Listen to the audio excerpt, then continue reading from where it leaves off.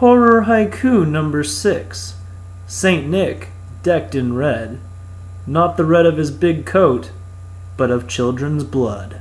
Welcome once again to A Side of Horror. I'm your Monday host, Tyler Dean. Let's go ahead and start off with some interesting news in horror. For all you horror video game fans out there, if you haven't had enough of the Fear franchise with video games, Fear 3 Pointman is coming out on PC, PlayStation, and Xbox sometime later in the third quarter. There actually was a trailer released for the game, according on BloodyDisgusting.com, and I can actually put a link somewhere on the screen.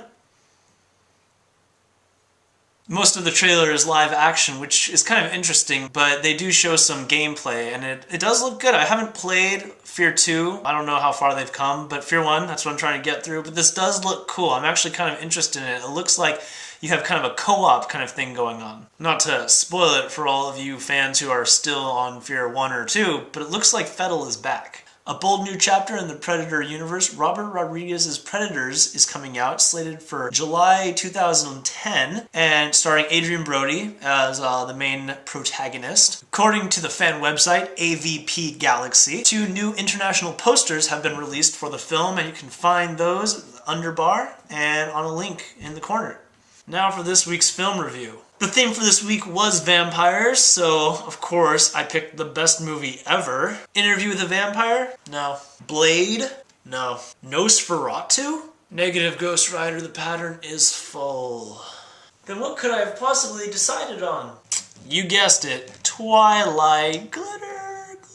Now before we get started, you should probably know that yes, I've read all 4 Twilight books, and I kind of enjoyed them. For the most part, I'm sorry, I would consider it trash reading. So of course, like all books that I love to read, when it's adapted to the screen, I have to see it. I just gotta kind of see the characters come to life. I don't know. So Twilight was released in 2008 and directed by Catherine Hardwicke, the woman behind movies such as 13 and Lords of Dogtown. I probably cut there because I didn't remember what other films she's directed. The fans say it all this time, children. Twilight was not exactly the best movie ever. Surprise, surprise. As a matter of fact, it really sucked. The only movie that I can honestly think sucked worse than this movie was the original Hulk that came out before Edward Norton's Hulk. Gouge my eyes out.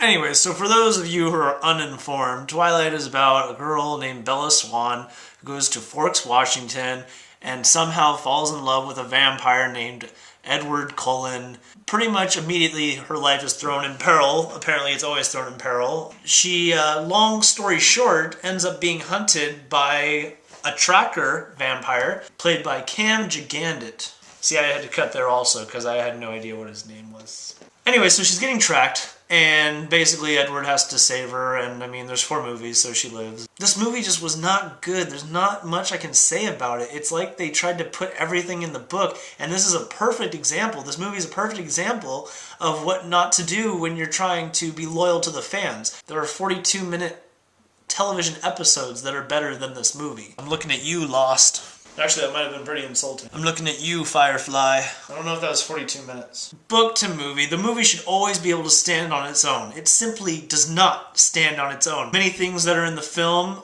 either you have no idea what they're talking about if you haven't read the book. My girlfriend, who has never read the book and will never admit to seeing the movie, she was confused. She had no idea what was going on, and I had to explain some things to her. So this is not a movie for the person who has not read the book. And really, you're not missing out on anything if you just skip this movie entirely. No one in this movie is acting. Bella does the same thing that she does in every single movie.